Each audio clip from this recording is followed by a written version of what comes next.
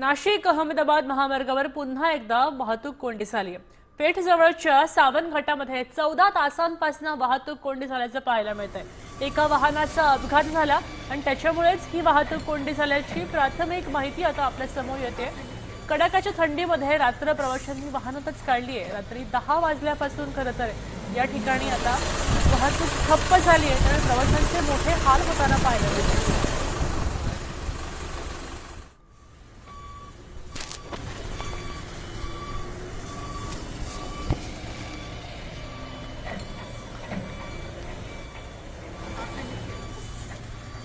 नाशिक ते अंकलेश्वरला जाण्यासाठी नीता ट्रॅव्हल्समध्ये बसलो होतो, पण पेठ घाटामध्ये कुठेतरी ॲक्सिडेंट झाला आणि त्यामुळे इथे पूर्णपणे ट्रॅफिक जाम झालेली आहे आणि प्रशासनाने इथे कुठल्याही प्रकारची ट्रॅफिक उघडण्यासाठी कुठल्याही प्रकारची व्यवस्था केलेली नाही आहे। तरी मी प्रशासनाला विनंती करतो की ही ट्रॅफिक उघडण्यासाठी काहीतरी आपण व्यवस्था करावी, ही नम्र विनंती।